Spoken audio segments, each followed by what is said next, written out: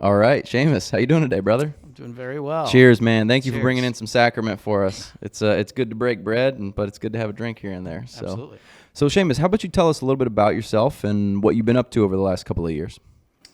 Well, from Columbus. I grew up in Clintonville. Went to St. Charles High School. There you go. Yeah, so Corollian, Ohio State, then Capital Law School. So it's one of those where never left, but got a little lucky because the Columbus business and real estate market, some of my main practice areas have just grown exponentially, and the opportunities out there have grown exponentially. A little bit about me professionally. I have my own law firm, Cassidy Law. It's in the Worthington Hills area. I came from a bigger firm downtown. It's now Isaac Wiles. It was not that name then.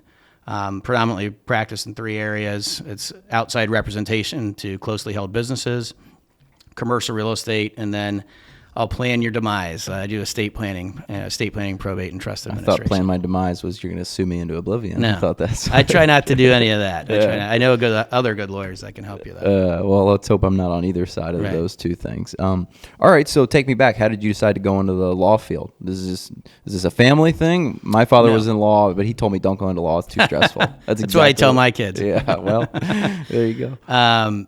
Actually, for some odd reason, I wanted to do it from a pretty young age, like fifth, sixth grade. Now, I wanted to be like the hotshot criminal defense lawyer. You can't handle the truth. Right. You wanted to be that guy?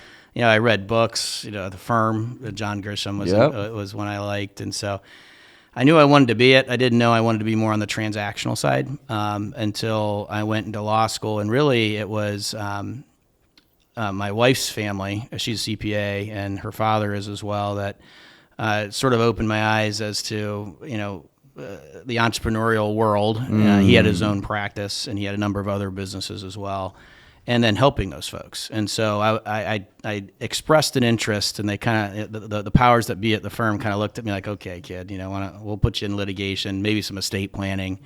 And then that was back in, 06, 07, 08. And as I worked with business owners, that's been something that had just immediately stuck with me, and I wanted to be passionate about that. I wanted that to grow, and I wanted to be one. So I said I want to have my own thing, or at least be involved in where it's service-based, product-based, more of a real estate or passive venture. I knew I wanted to do it. Okay. Yeah, you hit on something that's really interesting, and just last night, my guest talked about this. He deals with mostly people in the fitness world, like trainers. He's like, those are really science people. And then they get out and they go, oh, wait a minute. Like, I'm a business owner. I didn't realize I was going to be a business owner. This isn't what I signed up for. I wanted to work with the human body. I think what you're hitting on too is kind of true. Accountants and lawyers, they get out and they're like, well, I want to be a lawyer. And it's like, well, no, you're an independent business owner now. Like an accountant, you're like an independent business owner. Now, yeah, you can go join a firm and be an employee, but even the way I understand it, as an employee at one of those firms, you're sort of like your own little business. It can be. I mean, the bigger ones, they sort of, I don't know if they encourage independent growth. I don't know. You can be on an island, so to speak, but you don't necessarily learn the business side of things. And that's for any of. I work with a lot of dentists, veterinarians, optometrists when they're buying and selling their practices. In their professions, nobody teaches you how to be a business owner. They have a lot of consultants. Same with law, and so you have a lot of great lawyers that. Some are afraid, some have no desire to do their own thing, that they like being within a larger organization and couldn't operate in a smaller one. Okay, so anybody who has had to contract through a lawyer gets it that they make an hourly rate. But how do most lawyers then get paid? If you're working at a firm, how are you going to generally get paid? And obviously, if you're the independent business owner, you're getting paid for your time or the growth of your firm. Well, yeah, a few things. One, you're not always an hourly rate, right? So you can have flat fee engagements. You can have contingency fee arrangements, which I can talk about a little bit more. But most folks are going to operate on some sort of a salary, and I'm guessing they're going to have some incentives. For people I'm hiring, the idea would be to incentivize them on certain revenue targets. Go out and get their own business. Yeah. And then also origination. So those are different. The revenue is what I can feed them or what comes in the door, irrespective of them bringing that matter or that client in. And then origination would be their own. And so if they bring somebody in the door, no matter who's working it, they should get some sort of financial compensation. And then based on their own production, they should also get some sort of, and so we call that, like any other industry, key performance indicators. We try to track that and incentivize, usually in some sort of a tiered format, to say, hey, the more you do, the higher that percentage can go up, because at a certain point, overhead starts to fall away, and it's a higher profit cut to the business owner. So you're telling me it all comes back to sales. We're all just in sales. Everybody's at the end in of the sales. Day. Everybody's sales. Yeah, don't let them lie to you. Right. Well, I often joke, early on I did like the little, commerce type stuff or networking groups. It is intimidating. There isn't a class they teach you on giving an elevator pitch, being able to summarize even what I did right there. I mean, early on I kind of stammered and give client examples, and be able to succinctly say what you do for a 30-second or less, or 60-second or less, is difficult for a lot of people. Mm-hmm. Not to mention that, there's a impression of lawyers out there sometimes that isn't the most positive. Some people are like, I don't want a lawyer. This guy's trying to do whatever, extract money from me in some way, shape, or form. Absolutely. I always say, if everybody did what they say, I wouldn't have a job. So unfortunately. Yeah. Interesting, man. So within that practice, I know you've kind of emerged into a couple of other businesses that are sort of not spin-offs, but you've become acclimated with these businesses through your practice. Am I correct in saying that? Yes. Some of them on the real estate side, I was always interested in real estate. And one of my business partners actually was a client that I had helped that had a bad kind of business divorce, and had to go through a litigious process in sort of securing what he was owed from that. And in doing so, we became friends. We broke bread. He was a big bourbon guy at that point, and then he said, "Hey, I have another partner that we do these different commercial real estate deals. Would you have an interest?" And I had interest in not only sort of passively investing, but as we went forward, we syndicate some of those deals now. So we bring in a B or C class, and just putting that together, that's my value. They each have their own independent and wonderful value. And it's been a very, very nice thing. I haven't had any problems with them, which is good. Well, they don't want to cause problems with a lawyer. It's the wrong guy to cause problems with. Knock on wood. I tell everybody get everything in writing, but with them, I do it on a handshake. They're great. Well, that's an interesting thing, and one thing that I did want to talk about. We'll get back to your syndicated deals and business divorces and things like that, but I just have a quick story. Someone owes us $7,500. It's in writing. We have a contract. There's no debate that they owe us this $7,500. But everyone we've talked to is just like, you're probably going to spend $7,500 trying to get this money, and they might countersue you at that point in time. And if they do, then they don't have anything to sue you for, but they could, and that's probably what they would do. And you're just going to get into a kerfuffle, for lack of a better way of putting it. So, like, what's the point? So I guess, talk to me about lawsuits. Like, what do you hear when you hear a situation like that? Like, there's someone totally clearly in the right, but it's not that easy to actually just make it right, or vice versa. The thing that scares me the most is frivolous lawsuits. Maybe not even frivolous, but like they have an ounce of a case to be made, but they can just do whatever they want. And I think this is part of the reason why people think that rich people in the United States can get away with things, because you get the justice you can afford sometimes.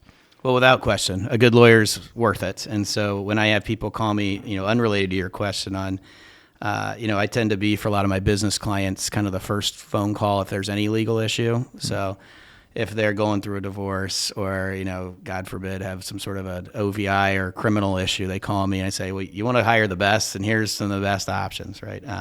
But going to your issue with civil litigation, there is a financial component. Can you just quickly break down civil versus? Sure. That's on a business level. It'd be a civil suit. It would be anything that's monetary, meaning a non-criminal issue. And I could still steal something from you and it be criminal also. Yeah. Yes, but the civil lawsuit would be me suing to get it back from you. Correct. Versus the state prosecuting. The state would be the one bringing the case in. So that's to put me in jail, if you will. And civil is a wide range. It's everything that could involve different money. Civil. Exactly. So really, within the crux of your question, it's a business or commercial litigation within the civil world, and so that's fighting over contracts, fighting over interpretation or money owed on an account, those sorts of things. And there is a financial component to it that says, well, how much do I want to spend to chase that individual or that organization. And not only that, even if you did win, there's a collection issue. So blood from a stone, as they say. Exactly. It could be somebody the most frustrating cases are the ones where not only you know that collection's a problem, and you also know they have money. Meaning that they've gone out of the state or out of the country, that, I do some asset protection. So when you start seeing a web of LLCs, sometimes foreign or domestic asset protection type trusts, that you're going to have to jump through a lot of hoops to collect. And in doing so, we've had clients that want us to chase, sometimes on a contingency fee, large dollar amounts, right? So that means I'm what do you investing. Consider large? What's large for you? 7 figures. I mean, well over $1 million. I don't think I've had one in the 8, but we've had high 6-figure, low 7-figure cases where my client has a good case. We would likely win. Collection's an issue. And so for me to invest what could be hundreds and hundreds of hours of attorney time trying to prosecute that case without any assurances of winning, it sometimes is not worth it. So we've turned some of those cases down on collection alone. So you can be in the right and you can win, but you're not, that all you're going to get is a piece of paper that says you won. Yeah, and you probably also run into different jurisdictions where they're in Texas, we're here in Ohio. Well, where's the contract written for? Oh, it was written with laws to be interpreted in Nevada or Delaware, which is a common thing. If you're like, don't put it in your state or my state, put it in Delaware. I'm sure that just adds complexity to everything. We have a dispute pending in the state of Delaware right now on a stock purchase deal that went south that I can't get into the party's information, but Delaware lawyers are expensive. They rival Manhattan, because it is a business haven. I think our client has already invested over $500,000, and we're not within 3 months of trial. So maybe just explain the process for someone who is maybe listening. They've never been involved in litigation, and knock on wood, if you're out there, hopefully you never have to be involved. Correct me if I'm wrong. This is speaking from my side of the table. Very rarely do you make money in litigation. Me being like the business owner. The lawyers usually make money, right? But that's kind of like the trope that you hear is like nobody makes money in lawsuits except the lawyers. Yeah. So what I do, because I'm predominantly a transactional lawyer, I think it's good to have, there's some lawyers that don't litigate at all or have a small firm that doesn't. I think it's good to have at least that experience or have that part of your practice. It often can't be you can't serve multiple masters that way, but if you have that lens, it can impact the way you do draft contracts, impact your choice of forum like Delaware. So having that as part of your practice, I know that's not your question, but I think that makes you a little more well-rounded. Or even if you're part of a firm that has a litigation team versus a transactional team, it does change the way that you interact or how you see things. Even with your own client, if you see it could potentially having the things that you mark very clearly as confidential or attorney's eyes only or things like that can be with the lens of litigation that's forthcoming. But why I gave you that background is when I ever have a client that is going to be facing that, especially if I was involved in any way in like the transactional side, a contract was drafted by me that the other side's in breach. Probably a bad feeling. Right. There's always learning opportunities. And they go, you did this wrong. Right. You're like, oh, hold on. Let's hold on a second. It's really that. Yeah. But it's more, the other side didn't pay under that or didn't perform under some covenant. I tell them this is an evil process. It's hurry up and wait. You kind of rush to try to get pleadings done. You have nasty grams, the demand letters that go back and forth. And once you get into litigation, it's often a year-plus process. If you go to trial, it often hits more like the 18 months to 2 year. And every step along the way, the lawyers are being prepared. And sometimes what people will do is they'll intentionally do things to make your lawyers work, right? Like, we need these files. And so what you'll see it on TV where they'll give you a truck of files, right? Well, that can be frustrating. I've been on the receiving end of that. But discovery is the process that you have to exchange evidence, and they can bury you in discovery through motions practice, through, again, requesting a very wide scope, and you're trying to get the judge or the court to narrow that. But depending on the nature of the lawsuit, it's supposed to be free flow of evidence and information, and so you run into the discovery battles. I do tell people, though, less than 1% of cases go to trial. So most of them settle pre-suit. Many of them settle before significant discovery as well. And I try in my practice to be very forthright with the client as to what things are going to cost or a range at each phase so that they can budget that in the way that they would attack the case. Maybe they do not want to spend X, Y, or Z, and so we have to be a little more reasonable in our settlement position.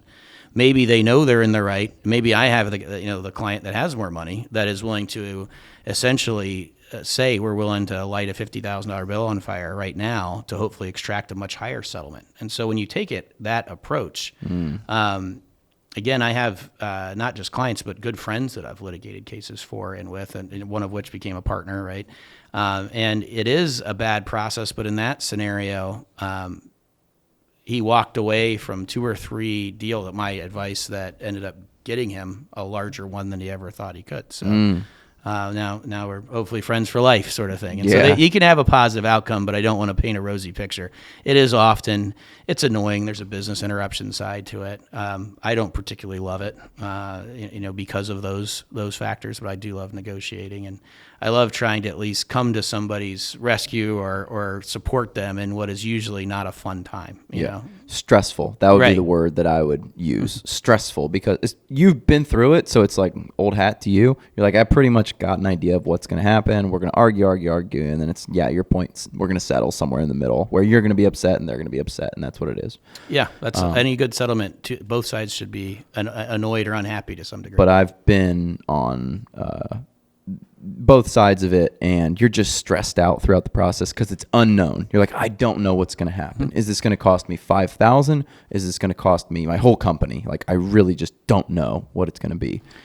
Well, and I think there's quite a bit of lawyers out there that either don't have that serious conversation about budget and expectation early into a case, and so you see this proliferation of fees and people saying, well, if I would have known, if I would have spent 30 to 50, I would have settled 5-6 months ago. Well, why wouldn't you have known that? I can tell people, hey, this is about what it's going to be through the pleading phase. This is about what the cost would be through discovery and what pretrial and trial will cost. And defense lawyers who are, represent larger organizations or insurance companies, you're almost required in those to give budgets to your to your customers. So why wouldn't you for a smaller client, right? And say, well, do you want, this is what it will cost as you go along the way. And so I think sometimes it also works, as you mentioned, the lawyers can have a bad reputation. The idea is, the one of the big misconceptions that when I'm talking to law students is, that you're heavily negotiating or X, Y, or Z in a deal or litigation. The two big misconceptions out there is, one, that you're prominently doing that with the other side. I negotiate with my own client often more than the other side in most cases that I'm dealing with. And two, that they don't pay me to tell them what they want to hear. It's, you pay me to counsel. And if I have a client that stops listening, I say, I'm not just going to take your money. I'll terminate it. And I've done that a few times. It's what are you getting out of this relationship if you're not listening to my advice, right? And so those are big. The other, or the third big thing is the misconception, particularly on contracts, that you want to hire the better, you want to have the better of the two lawyer that the other side should have. If they have a bad lawyer, that's good. I often say when I'm negotiating a deal, if I'm going against a bad lawyer, I'm doing my job and their job. And if I'm doing with an unrepresented party, sometimes you can't even predict what's coming on the other side. So because they're very emotional, they're not looking at it from a logical perspective. If I'm doing a sale of a business, I'd much rather have a very, very talented lawyer on the other side, because we know exactly what the real issues will be. We can get through it. As if we're marching or kind of metering through who's doing what, that they're going to deliver timely, and it's going to be a good work product. That's kind of like when you're playing sports, when you play against someone who's not very good, that's when you get hurt. Yeah. Because they just can't control their body, and they're just throwing it all around. Interesting, man. So if you were to, I know there was a presidential candidate a while back. I liked him. He had some interesting ideas, but one of which was sort of a lawsuit would be heard from a judge very quickly, and then it could be potentially thrown out like right away. How would you go about making this process, one, more accessible to people who don't have a lot of money, right? Like my case, I 100% am owed that $7,500. I could explain it to you in 15 sentences, and you'd be like, yeah, there's no possible way that they don't owe you that money. But but I know it's going to cost me a lot of money to spend to actually get it. And two, you avoid some of these frivolous lawsuits. We have this guy from California. He goes out and he files class action lawsuits because you called your product all natural, but there's some process associated with one thing that's not all natural. And he goes at you and says, well, I'm going to get all these people in California together and we're going to sue you on our behalf. I'll tell you the story. It's actually crazy. We have a product that we advertise as 0 calories. It's a gray area in the FDA, whether this is 0 calories or not. Do you remember protein spiking? Does that mean anything to you? So if you're like a exercise guy, you'll remember the protein spiking gate. Essentially what was happening was these companies were adding amino acids to their whey protein, and they were counting those as like a whole protein. So they were saying it's like 30 grams of protein, but if you actually go and test it, it's really only 20 grams of protein. It gets a little sciencey, but I'll save that. Essentially what the FDA said is you can't count amino acids as protein. That's not real. They're not fully formed proteins. It is not a protein in your body. Okay, cool. So we have an amino acid supplement, and if it's not a protein, it has no calories. So we list it as having 0 calories. Well, so this guy, he buys it, he takes it to a lab, the lab puts it in this like burning chamber where they actually burn it and they'll get the scientific amount of calories that it has. But we're kind of talking about two different things. The FDA interpretation of what is a calorie and what is burnt. Everything has calories. This table has calories, right? So he goes and he says, I have a client that bought this product. He's adhering to his weight loss goals very, very stringently. He was taking your product and he suspected it to have 0 calories because that's how it was labeled. But he's been taking it and not achieving his weight loss goals because it has, drum roll please, 18 calories. 18 calories. And he's like, we're going to sue you in the state of California, class action lawsuit. There's all this harm associated. I'm going to find out everyone who's bought this product in the state of California. And we're like, well, the FDA's description, literally, if you call the FDA and talk to someone there, which I did, they're like, I don't understand your question. I'm like, should this be labeled as having calories or not? They're like, I don't know, to be honest with you. Like, okay. So whatever. It's helpful. He goes and he sues. He's done this with hundreds of companies. This guy is just the worst type of human, in my opinion.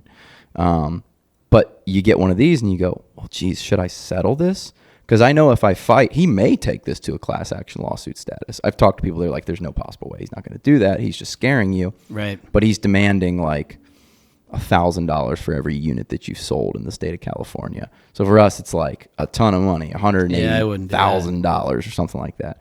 So we ended up settling for $5,000. But in my opinion, this is a frivolous lawsuit. This is like it's a shakedown is what I would call this. So long story to ask the question, what would you do if you had presidential power to make the system a little bit more fair and to avoid some of these ridiculous kind of shakedowns or inabilities to collect on things that are actually legit? That's a very good question. It's the notion of jurisprudence. What do we actually do out here? What would we change to make it more fair for more people? What is jurisprudence? It's like a philosophy of the law. So again, you're sort of saying, all right, take it at a more elemental level, or do we have a system that adequately addresses people's needs? And I phrase it that way because what you ran into, I think the phrase is vexatious litigator. They're a serial litigator. Right? Oh, he is. And sometimes you can be declared that. So judges can you can be penalized for that sort of thing or have cases thrown out early. I do like the idea of continuing to push alternative dispute resolution early into cases. They now make lawyers address certain, sort of summarize their case and identify certain key evidence earlier in the case instead of just having folks who file and do like that shotgun approach where they file and then slow play cases into people like pushing settlements because it is such a slow and obnoxious process at times. But dispute resolution is great.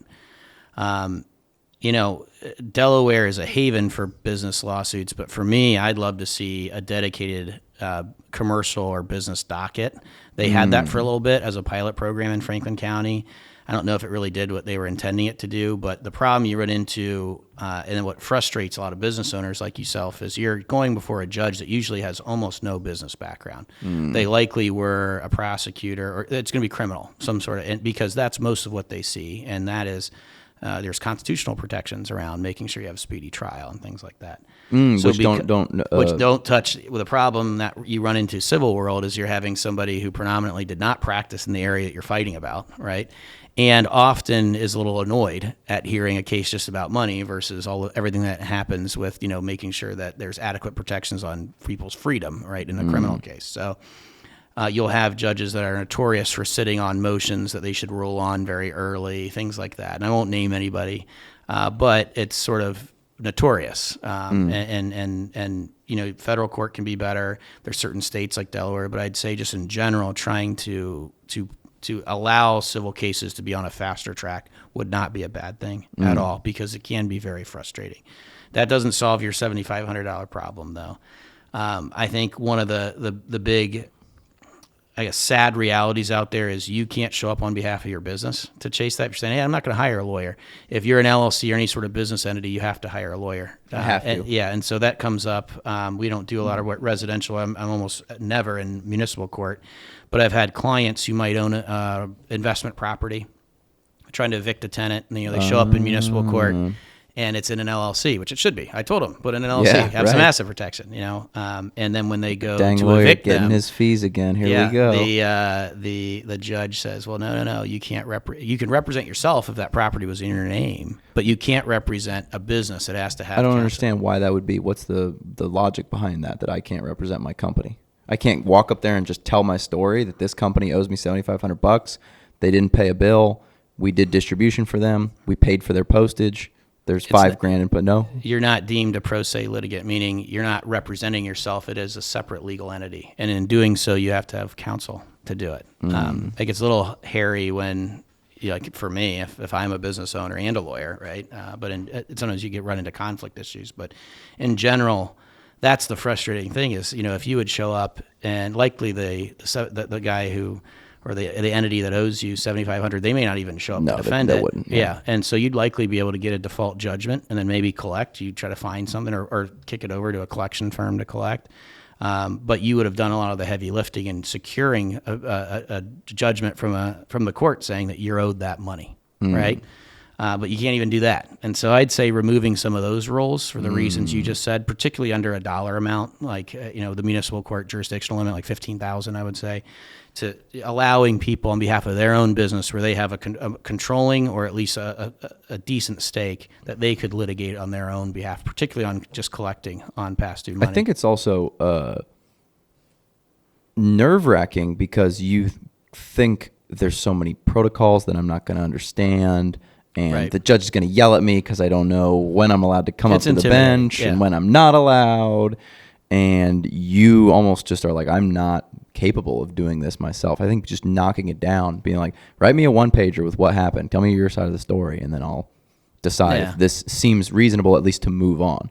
If your story is that someone has a product that is 18 calories over, and because of that, my client couldn't hit its weight loss goals, I got to think the most reasonable judges would go like, this is a topic for the FDA, like contact the FDA. Right. But you do not have damages for this. Right. There's no damage to your life because you consumed an extra 18 calories. You don't think he restricted his weight loss goals with that extra 18 calories? I think that it was his cousin. Right. I looked this guy up, and it's his cousin. That's not a joke. I'm not kidding. This guy had got his cousin to be like the victim of this crime, which again, you're like, come on, this is a problem, right? And that is so that the vexatious litigators, the vexatious. I like that's good. That's a good term.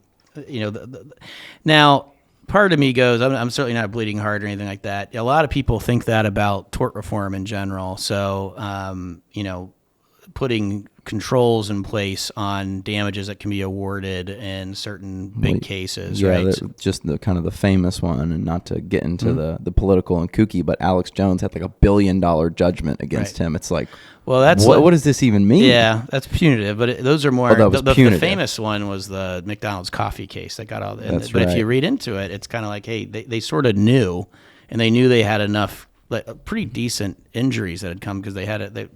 they sort of timed it. Most people get it at a certain time, and they go to their work, and so they served it at the scalding hot temperature, and it gave a lady first or second degree burns. I'm addicted to caffeine, dude. I need to drink that as soon as I get it, brother. Like, I am drinking that thing. But even without those, a lot of why you can feel safe about the car that you have, or that a plane's been maintained, except for the Alaska airline thing, that the door's not going to blow off, is because people have brought litigation that, to your point, people can't afford it. Why class action exists is if they had to bring individual cases, they're not going to bring a $200 case or a $1,200. Now people get to roll their eyes when they see that all these people get a voucher for $1,200 and the lawyers walk away with $80 million or something like that. Yeah. But nonetheless, I got like $7 from Facebook or something because I was on the platform during certain dates. Right.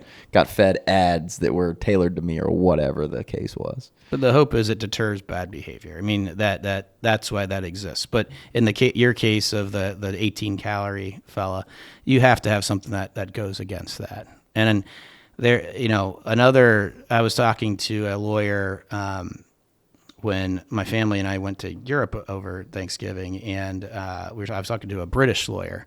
And one of the things he always suggested, we operate in the American rule, with unless there's a statute, a contract, or something else that could shift fees, they don't get shifted, meaning each party bears its own fees and costs. There's no loss or cost to the loser, essentially. You can be outspent. Meaning, you don't that the plaintiff and the defendant, or plaintiffs and defendants, there's multiple parties, pay their own lawyer costs unless attorney's fees, right? Yeah.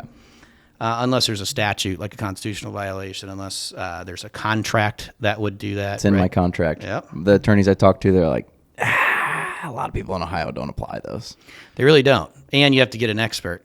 So you're paying like another lawyer to say that they're reasonable attorney's fees. So that often is overlooked. In Britain, there's the British rule is to the winner gets a spoil. If the winner wins, then the other side pays their lawyer fees. And that's a big thing because if you do drag a case out for 18 months, you could have 200, 300 grand, maybe even more in attorney's fees. Yeah. Right. So it's, and he thought that would be a better tool especially when you have disparity amongst the parties, that one can kind of outspend or drag it out to the other. It penalizes them because it encourages also, kind of like a class action, to have really good counsel on behalf of the little guy, because then they can bill a lot of money and get it paid by the loser. Yeah. You got to be kind of scared being that lawyer. Like, if we lose, like, I know my client cannot pay me. But nonetheless, at least that was his opinion. I thought that was interesting, but the system certainly has flaws, without question. Interesting. So you touched on something earlier to transition a little bit about a business divorce. I have a business partner. A lot of people go into business with a business partner. What are the concerns that you have when someone goes into business with a business partner, and what are the things that they need to continue to think about as they operate that business with that partner? Well, so the way I sort of look at it is when I have people sitting down and meeting with me, typically they're forming a business. Sometimes they haven't, meaning they just sort of tried to make money early on. And then now they're like, you know what, we probably should get some of this in writing and talk to a lawyer. So it's not always at the inception of the business. But we try to touch upon certain operating agreement points because they're almost always going to be an LLC. And the issue is, we hope nothing will go wrong. And sometimes it's unplanned. It could be planning around things like, what if one of you pass away, permanently disabled, or some other unexpected event. We make sure we cover that in some sort of buy-sell provisions. But also, what happens if one stops paying their fair share? Did you go into this thing and we're 50-50 partners or 60-40, and if the business needs $100,000, that we would each come out of our pocket and pay it? And if you don't, are there things you can build in to the operating agreement to penalize the one who doesn't? At least at the option of the one who does, meaning they may not exercise that protection. They may say, "Hey, I get it. This he or she's going through a tough time. I'll call this a loan if we need." But it gives them a right if you have a non-contributing member. It's often referred to as a cram down that says, "Hey, if we started here and I'm disproportionately funding, I can push you down in your ownership." We have provisions commonly in my business referred to as a push-pull that can say, hey, if we're 50-50 and we really can't, sometimes it's called a shootout, depending on how you word it out. I like that. But the idea is, I make an offer to buy you out, and if you the client, you have to buy me out. But it's the fee. thing that you do before if you don't have that, sometimes you run into court and doing some sort of a judicial dissolution. And so you're trying to solve for problems, right? And say, hey, it may not always be rosy. But usually you can't draft around everything. And I would tell people if there is a dispute, and I've been in businesses that I've represented a lot of clients that have. A lot of businesses and marriages and in disputes. That's Absolutely. the reality of human beings. Unfortunately, we are flawed and you run into stuff. And that's a very good analogy because business is like a marriage in many ways. I mean, some aren't. We talked, I think, before we started about. I have some more passive, where it's not like a marriage. Just waiting on an income. It's like stream. a side girlfriend. Yeah, there you go. It's a side piece. You just only have to see her every so once in a while. I'm kidding.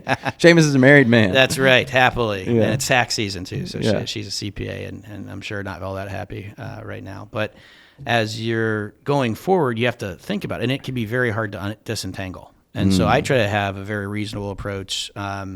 There's countless examples that we have, but I often will see people kind of being greedy on the way out the door or allowing emotion to sort of get in the way of a business decision. And so, they just can't get along with that individual. And I say, you got to sort of dissociate the emotion from the business, or trying to chase some notion of value that just isn't grounded in reality, including what they would have maybe put into the business. And so, I was licensed right as the economic crisis happened in 2008. And so a lot of my perspective is not what we're seeing now with great values increasing, but instead, what if this investment's underwater? What if we are further funding, going back to that capitalization discussion?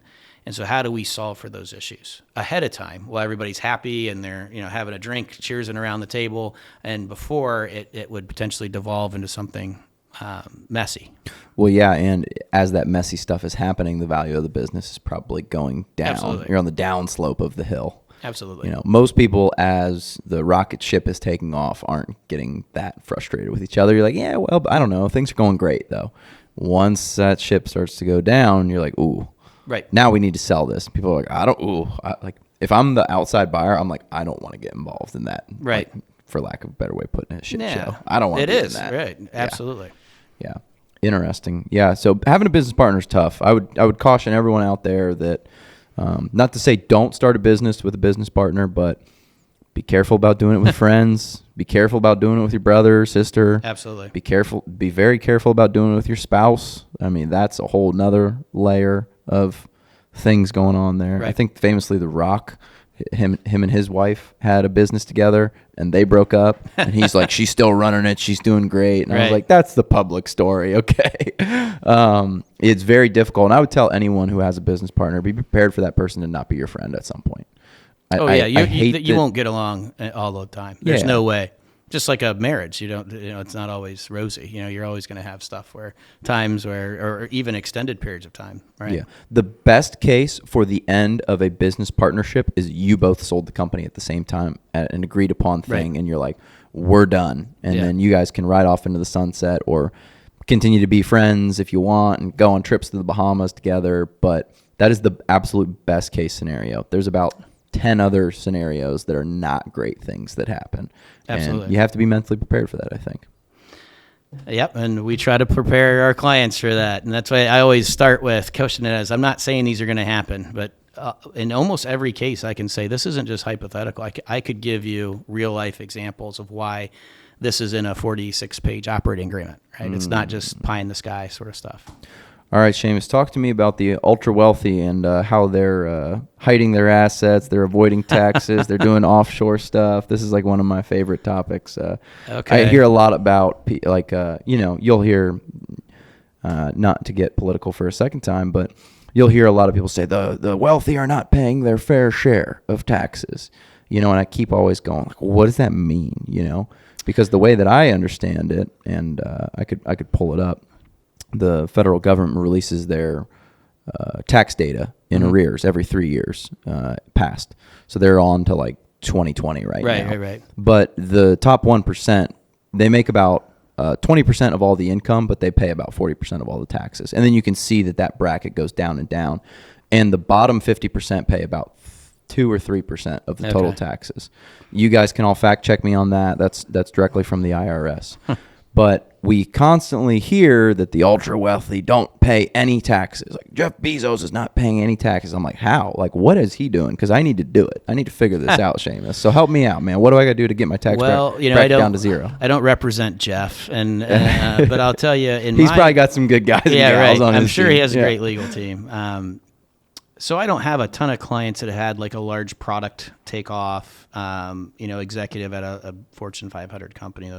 But where I've had folks that are have done very well for themselves, whether it's inherited wealth or mostly in the real estate or hard asset world. Okay. They might have a number of operating. It could be a dentist or that has 3 or 4 dental practices and then has acquired the locations and beyond in the real estate world, where I see opportunities for tax planning that sometimes I think rub some people the wrong way if they sort of hear about it, is usually in the real estate world, meaning I can have I've had clients in the commercial real estate world that have continually sort of inquired more and more, but largely don't pay taxes through the different appreciation they can take. If they do sell a building, they're exchanging and doing a like kind of exchange.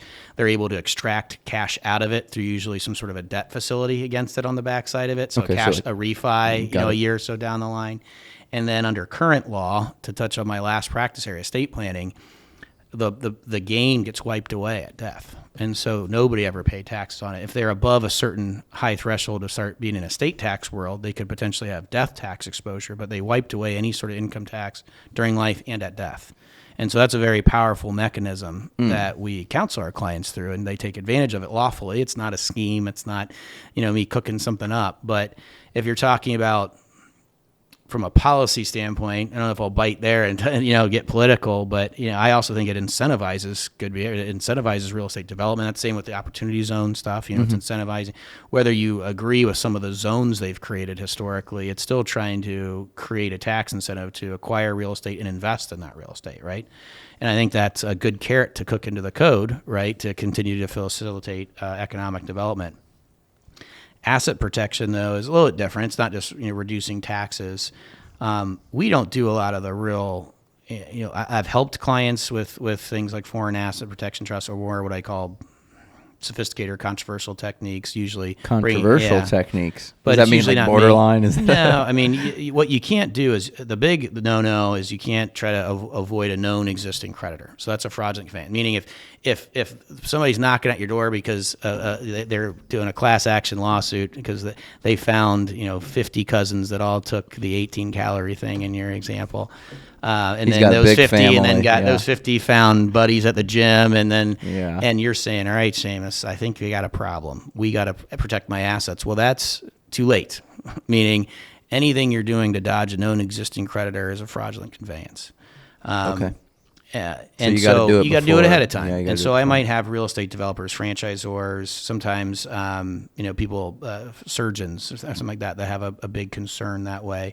And Ohio has a domestic asset protection statute, the legacy trust, that allows you to lawfully create an irrevocable trust you can't change. You usually have an institutional or bank trustee. And there's a lot of hoops to jump through. Most people don't need that. Most people just need to sit down. It sounds like you've been well counseled on. All right, make sure that we have no investment real estate should be in your name alone for the most part, right? That if you are having a very successful operating company and you're starting to buy real estate, that you have real estate in separate businesses, right? And as long as you go through the proper steps of structuring different LLCs, sometimes with the use of a trust just to make sure you're avoiding a court process at death, sometimes a more sophisticated trust to add another layer of asset protection. You can do all that domestically, and you don't have to do some Cayman Islands trust where, Sounds cool, though. Right. It sounds cool. Fun. You could do it. Yeah. I mean, really, the people who are doing that are looking to dodge any sort of U.S. order, which would be even criminal, meaning that in a bankruptcy proceeding. And so I often say, if you hear something or somebody's trying to sell you this product, are you willing to go to jail to protect your money? If the answer is yes, then this is great for you. You're probably not the kind of client I want, but if the answer is no, there's a lot of things we can do to make it so that it is difficult to collect. But myself, if I owed you $1 million, you try to collect against me, you're not getting anywhere near that. I'll put it that way, without jumping through a lot of hoops. So it's smart to do asset protection.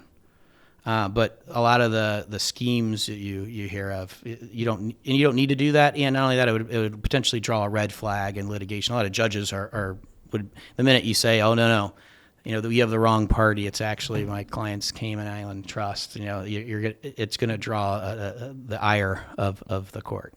So there's a clear delineation between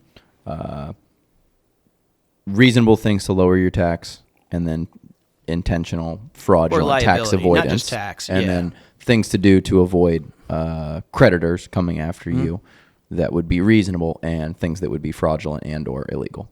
Absolutely. And I would always, there's a lot of people that try to push the envelope, and they're not a good candidate. For myself, for my wife who's CPA, she can get a preparer penalty. She can get in trouble for filing things in a way that could be tax evasion or things like that. It's not worth it. And I tell a lot of the people who are doing well, who then don't like the tax bill, that's unfortunate, but it is what it is. And, write your congressman or something like that, but don't do something that would get you in trouble. Yeah. Legally, forfeit. And there are a lot of great ways to mitigate your tax if you plan correctly. And so, but don't be greedy. The one you talked about, real estate, let me see if I'm kind of understanding. So you buy a property, it goes up in value, and then you sell it.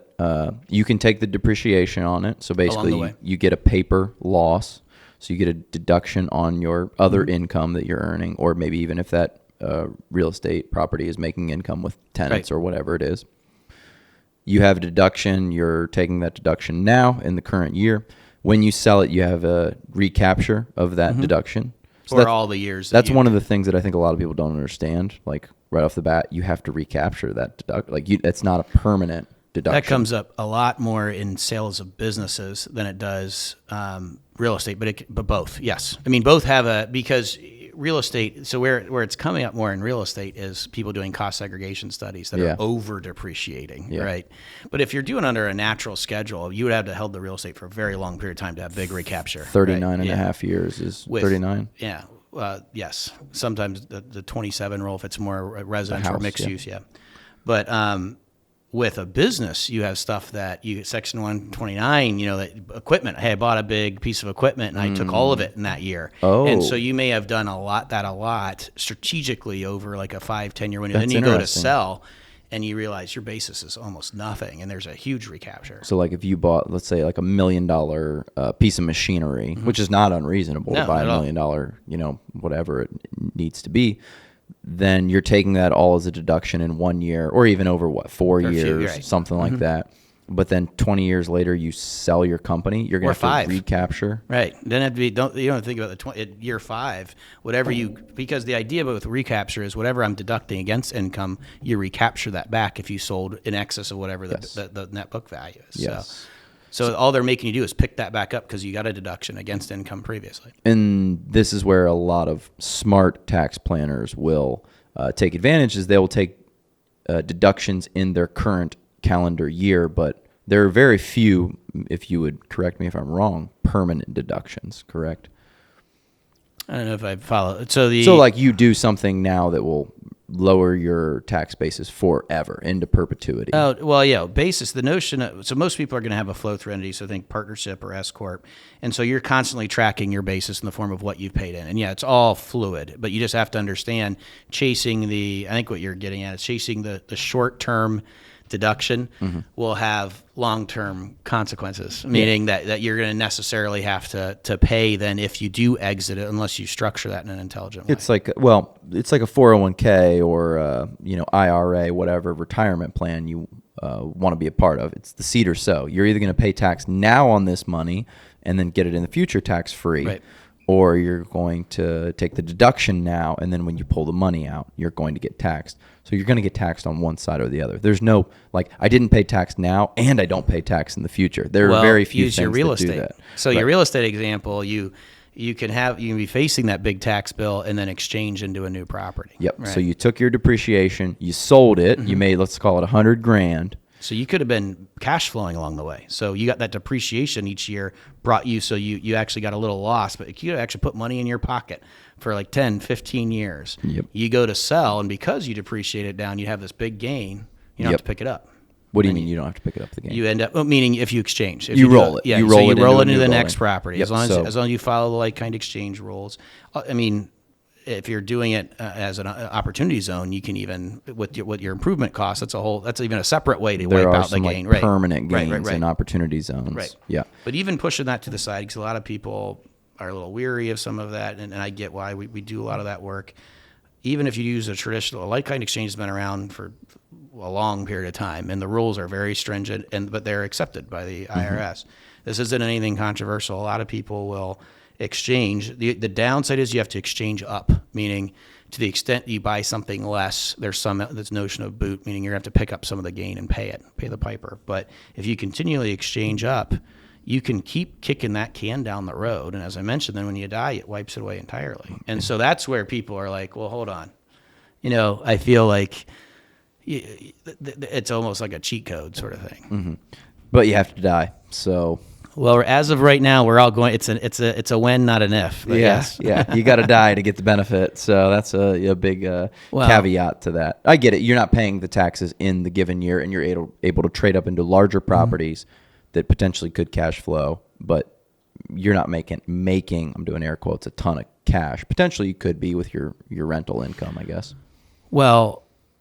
And as I mentioned, though, if you do exchange, a common technique, there's some rules around it, and obviously consult your tax advisor. But it's one of those where you could still cash out. It's just do it in the form of debt. So if you keep trading up, you're going to easily cash flow. Yep. And even if you put let's say you have a $4 million property, even if you put like $1 million debt service against it a year after closing, and so you can cash out in the form of debt, still service that debt very easily by the as you've exchanged up, being able to cash flow the property. But it's not uncommon for people to not just wait until they die. It's not like you're benefiting your kids, grandkids alone. You can cash out a sizable amount of, but again, in the form of debt. Debt, and this is one of the big things that you cannot be taxed on debt that you have. Yeah, because what you're saying to the IRS is you're not getting cash. You're able to sustain the debt, but it's just you're putting debt. This loan at some future date. And then you distribute it to the owners, and they're each able to put a couple $100,000 in their pocket in lieu of picking up the gain. Interesting. Outside of that, are there other strategies that the ultra wealthy or even just the generally wealthy, we're many people here aren't trying to be billionaires, a millionaire would be nice, it'd be nice to be a millionaire. Well, yeah. And I don't know if I hit the ultra wealthy, on our end. I mean, when I say we, I work with a number of other CPAs and my spouse, financial advisors, folks of that nature.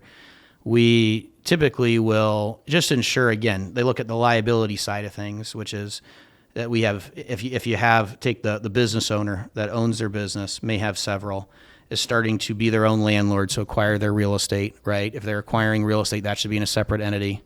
There's liability reasons for that and tax planning opportunities. You have the ability to pay yourself rent and to do that strategically, meaning let's say if you structure the lease appropriately with certain improvements, you write a big check in December from out of the operating entity. It gets cashed in January on behalf of the landlord. You've at least pushed a lot of what would otherwise be taxable income to the operating entity, which tends to make more of the money, into another tax year by virtue of that timing. So you have a delay mechanism. You also have the ability to plan with it, meaning you often will see, as when you're your own landlord, there's some friendly opportunities that can come up as you're growing or developing.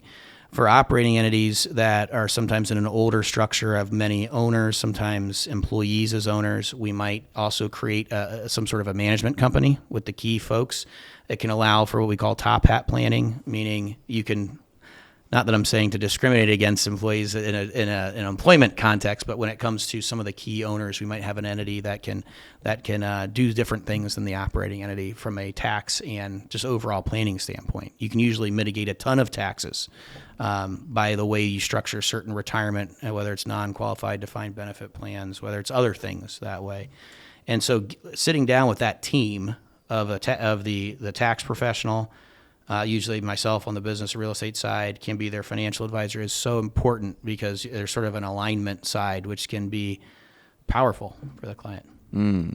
Interesting. So that's what you usually see, and everybody kind of brings their own thing to the table. But usually I'm the one I'm getting the result of that planning meeting and making sure it gets implemented from a consenting minutes that we've formed the entities correctly. And so it's rarely even myself. I've sat in enough of them where I can pretty dangerous and throwing. I know what they're going to say, but I'm not that tax advisor there. I got you.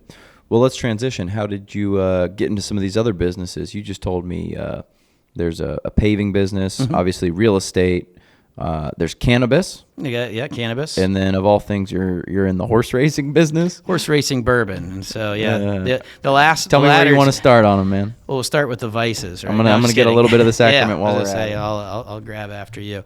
So the Blackout Racing, a really neat organization. You can find it online. Happy to make an introduction if anybody would want that. It's largely philanthropic. They have something, Barrels for a Cause, but they go in on they'll buy barrels and they'll buy or they'll acquire different horses and sort of sponsor it in a partnership format where I'm in several of those. And it's really it's not been the greatest investment, but it's been and on one hand, and it's been the greatest in another, where it's neat to meet the people. They do give away a lot of bottles and barrels for different charitable causes, and it's sort of a neat social group that I've ended up finding business relationships. Are they here in Columbus, or they're down in Kentucky? I was going to say, they're right outside of Bardstown. Right outside of Bardstown. And so they had the opportunity that the long odds horse that won the Derby, we passed on that, and it was which would have been amazing. A cannabis is also passive. It's Grasshopper Farms in Michigan. It was neat watching that because I had interested in getting into that industry. Obviously, Michigan's recreational. Ohio just became it. Grasshopper operates also in New Jersey and Colorado, and what made them unique or attractive to me was it's an outdoor grow facility. I was talking to you briefly, at outdoor pod style. So what that means is, I think they're licensed for 7,600 plants. With an outdoor grow, you can produce up to 7 pounds of flower per plant. Indoor, it tends to be closer to a pound, and you have the savings of energy costs because you're using the sun, the natural energy, not controlled energy within an indoor grow. And a lot of people wouldn't think you could do that in Ohio or Michigan. And Will Balladid and the group at Grasshoppers sort of has that, and they're trying to bring that to other states, likely with the play to sell to a bigger buyer at some point. It's probably a tobacco company or Scott's Miracle Grow are pretty heavy in that space, especially as it relates to trying to perfect outdoor grow. Now, when you say you're passive in those companies, what does that fundamentally look like? You've invested in these companies and you're sort of sitting back. Are you getting any payouts, or are you waiting for the end? I'm owed some money on the one. So I won't say which, but yes, it's that I have no say. I have no vote. Sometimes it's structured as a subclass equity investment. That's like the Blackout Racing one. Because of different rules and disclosure on the cannabis one, it's really more of a debt instrument. Really, they solicit investors through the form of a debt instrument that has certain triggers and buyout. It's not like a convertible note, but they sort of make it like that. So those are more passive. And then on the real estate side, I'm involved in a couple of different entities that invest in and around Columbus in different commercial real estate, and then a paving company, Kyrgyz Paving. So if anybody needs commercial paving or asphalt. You said that's the one that you're the most active, I'm doing air quotes with. Yes. So I do a decent amount of construction law under my business practice. So I help with our contract environment, lien rights, things like employee issue. If we furlough a lot of our employees because it's seasonal, and so making sure everybody gets on unemployment, those sorts of things. We have about 35 employees, and I always make the joke. Going to St. Charles, I'm pretty sure that we used to sneak and drink in their parking lot. It was right by there on Elm Creek Drive, and so before the games, I had some behavior problems in high school, and so it was destined you were going to become a part of it. And then now I'm an owner, right? Yeah. So full circle. Yeah, right. Exactly. But it's neat, and I love it. As I mentioned in the beginning, the entrepreneurial juices, learning a new industry.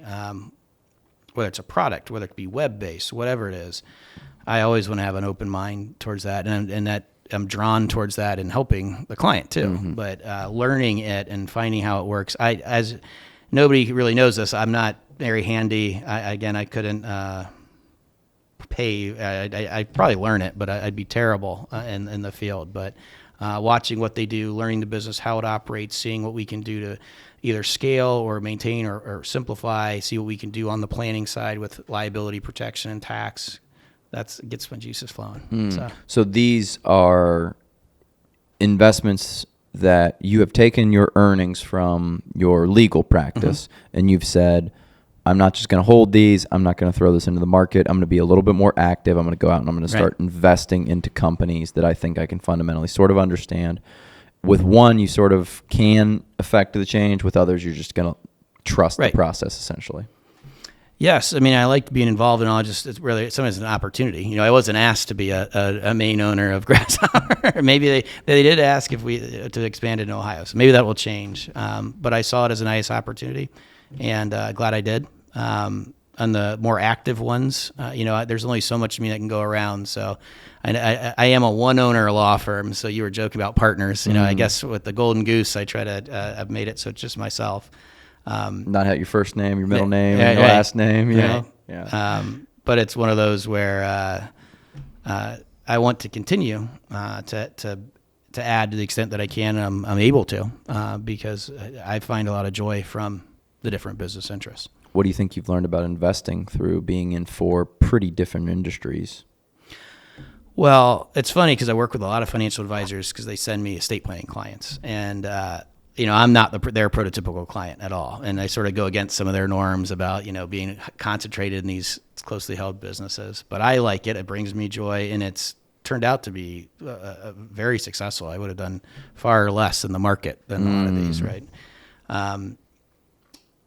I'm sorry, I forget your question though. What did you learn about investing? So investing in general, I'd say, a lot of opportunities cross my desk. And so it's not like I'm just jumping. In fact, I'd say no a lot, right? And so scrutinizing it, and it's helped me evaluate those on behalf of clients. And then, going from a one-owner law firm to, I intentionally didn't join an opportunity I had before I started my firm. I didn't want partnership in a big firm downtown. So I've kicked that around in the legal profession, but outside of that, it's given me perspective about, partners, who you can trust, what you should do, how to do it the right way, what you should be looking at by way of financials, how you interact with lenders in certain contexts. I mean, it's countless, and it's come back full circle to my business representation as a lawyer, right? Because sometimes I'm giving advice that really doesn't have anything to do with the law, but hey, no, you're never going to be able to get that done with that lender or what have you, right? Or you really need a good CPA out of the gate. They're going to be more valuable than me in this respect. And sort of getting them to the right team or flagging the right issues, some of which have nothing to do with the purchase document or due diligence and things like that.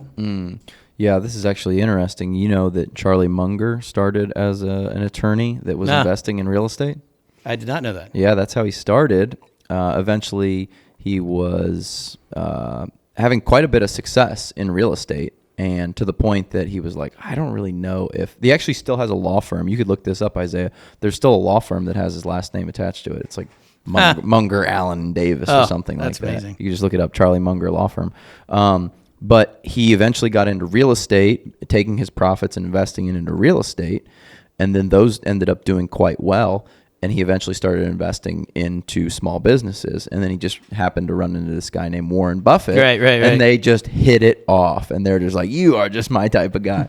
Yeah, here you go. Munger, Tolles, and Olson. There you go. Wow. I think they're in the Omaha area. So if you need a legal representation in greater Omaha and you want to pay homage to the late, great Charlie Munger. Looks like he's grown a little bit. Yeah. 60 years, Munger, Tolles, and Olson have been working with clients in their most important and complex cases. There you go.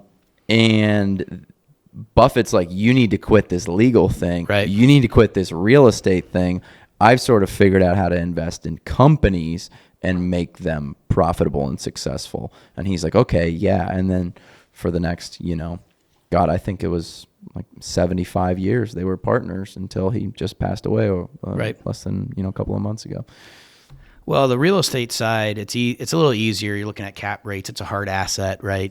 Could it go underwater? Could the market kind of go belly up? Potentially, but that's what I first jumped into naturally because it's a thing. You can feel and touch it. It was right around I also got into some cryptocurrency stuff. There you go. And that actually You is and coming me- back. you and me I both. I No, almost dropped it dropped all the way back, down. baby. But it is very interesting that the paving company, because I didn't have a lot of experience, in that actual industry. I did a lot of construction law, but running that sort of a company, but it does give you perspective. And obviously it's not, Berkshire Hathaway. And I would love to get involved in more, but I could see my path as only dealing with the clients I went to, sort of retreating from legal in 10, 15 years, and then hopefully having one of these other things, or a number of them, get to the point where I can do so, and I'd be blessed to do so. You should check out the Almanac of Charlie Munger. Yeah. Poor Charlie's Almanac. Yeah. I mean, it's kind of a similar story. And maybe it all culminates with you being one of the richest people in the world. Well, I was going to say, I don't need his vertical, I don't need to go that high. Well, he started in, greater 1920, so that helped quite a bit that he was around just after the Great Depression, as stocks were just starting on their 100-year upward run. Mm-hmm. Not everybody gets to live through that time. No. So as you're investing in these variety of different businesses, how do you think about industry? Because you're in 5 different industries. Mm-hmm. Are you industry agnostic? Eventually, do you think you'll go, I'm going to nail down into these industries? Or are you just looking for business models where you feel like the benefit can be had? Oh, because I have a relationship with, so the 2 partners on the real estate side are, I'll say it, Jeff Keller, he's at REOP. He operates out of Upper Arlington. He actually occupies 1 floor of a building that we own in a real estate holding company. He has a commercial property management company that's fairly large, and they manage a number of properties around Central Ohio. And it was a natural fit. I trust him implicitly, and he's able. We have a sort of almost a self-management that makes it so it's a lot less risky to me in that space. And then the other partner was the one I mentioned helping before, and I knew him in a number of different business worlds. And he works for REOP as well now, managing their maintenance division. And so the 2 of them, from a team standpoint, made it easy to say, all right, really any real estate deal they bring to the table, I know it's pretty solid. I'll vet it still, but I'm going to try not to say no, right? When it comes to operating entities, you don't have the hard asset backed. It is hard. The financials aren't always going to, it's not a cap rate, things like that. It's more speculative. There's more risk. Mm-hmm. And so, and you wouldn't want to spread yourself too thin, but I do work with a number of business brokers as well. And so where I've seen opportunity, the fact pattern I look for is that in a perfect world, it's somebody looking to get out, usually a little older, a long time name and reputation, sometimes underutilized. Often they have taken a step back or so. And then if I can get the operator who's ran it the last 3, 4, 5 years to come on as an owner as well, which is what we did with Kyrgyz, Brian Bennett. And we had some opportunity for growth with the team that was taking over. We know the person who's running it. There's less of a hiccup in transition. I try to get my arms around, how the accounting's done, so their marketing, legal, and if we can quickly hit the ground running, it can grow, and it has. We grew year 1, which is rare, and we're looking good for year 2. So, do you not invest in the market at all? Oh no, I do. Okay. Well, look, cash is to do these. You have to have cash. You gotta have so cash. usually, so that means business has to be all right. With the law firm. So the law firm have been very blessed, and so I've been able to put money away that typically I try not to liquidate to fund these deals. I'll take a loan against myself, and it's not necessarily a margin loan. It could be a liquidity access line, but borrow from those and have structured repayments with myself. So I'm my own bank. Okay. And then we also may borrow in a traditional sense too. Maybe just me funding towards the down payment.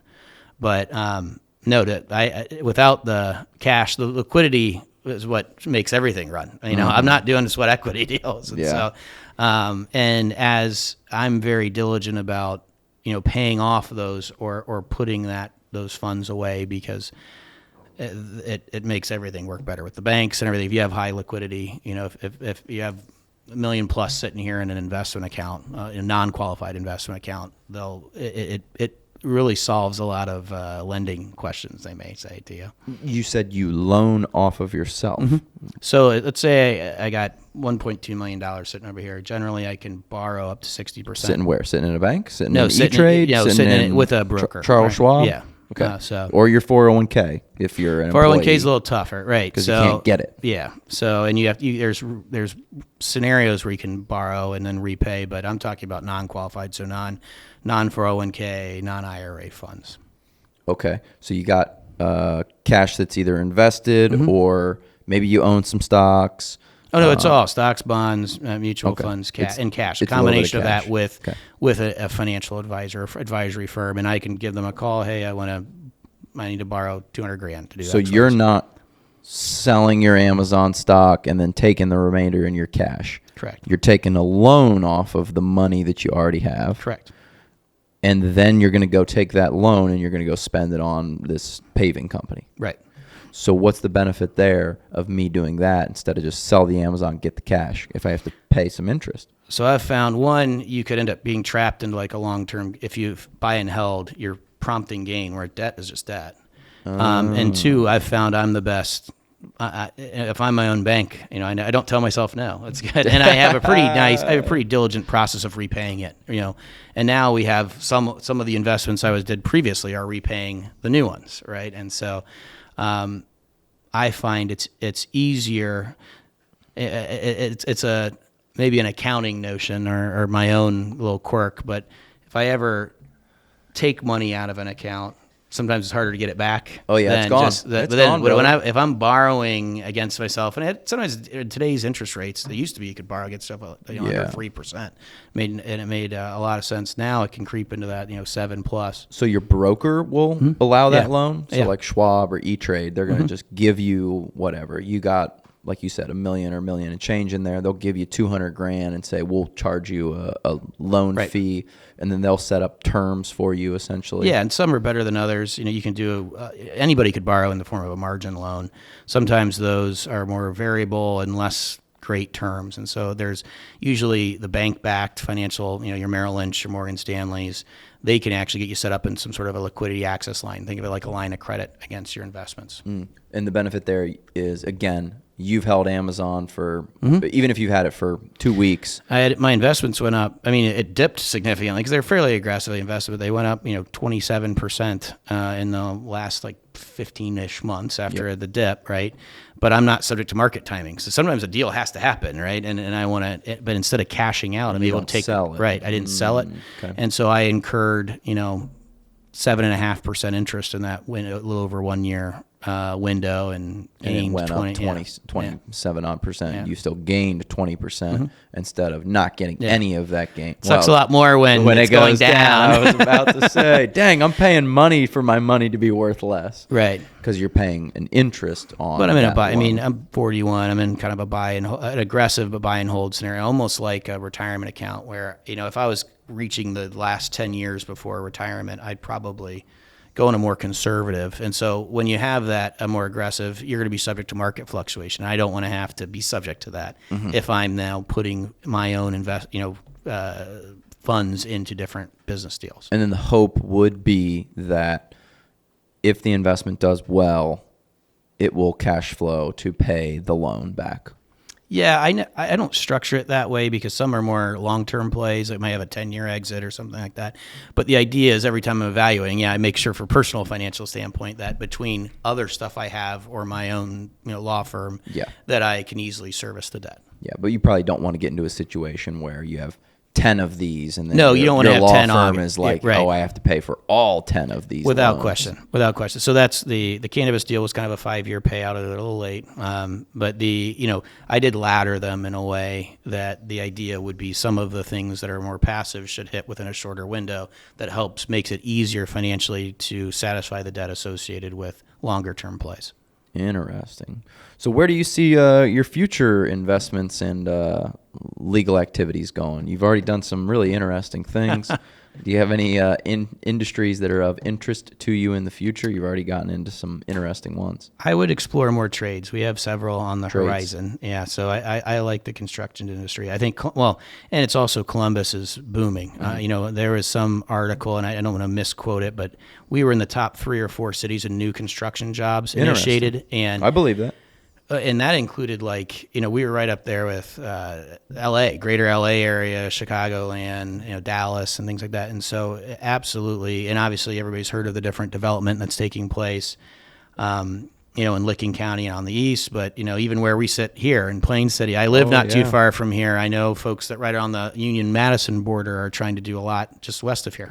And so for me, I was lucky to have been born here, but also to have such a tremendous, business and opportunity just by virtue of Columbus is booming. And there's so much, the old, when Alex Fisher was doing the Columbus 2020, you'd go down and the talks they'd give about the vision for Columbus and come out of there was like a pep rally. It was awesome. And so with that, I think there's tremendous opportunity to get in the trades, and construction will be a need. And so I've evaluated several other ones, and hope that sometime in the next few years that happens. Long-term plan for me, from a personal standpoint, likely go somewhere warmer, even though the world is getting warmer. My wife and I love keep hanging out here in Ohio. That's man. right. That's what they said. 10, eventually, 15 years, it's gonna be beautiful. We're gonna be in Tennessee in 10 years. Yeah, I think they said not long after that, like northern Arkansas would be what you see in Columbus, like by 2035, 2040. Very low cost too in those areas. Almost give land away. Wasn't there a town in Arkansas that was like paying people to move there? I don't know. Well, that's not where I'd go where there's water. You go where it's free to move. Yeah, it's like getting a free surgery. You're like, I don't know about this. Yeah. Probably somewhere in Florida. I call it God's waiting room between Tampa and Naples, right there. I was just down there. Florida, it's not for me, man. I get it. I understand why people like it, but it's not for me.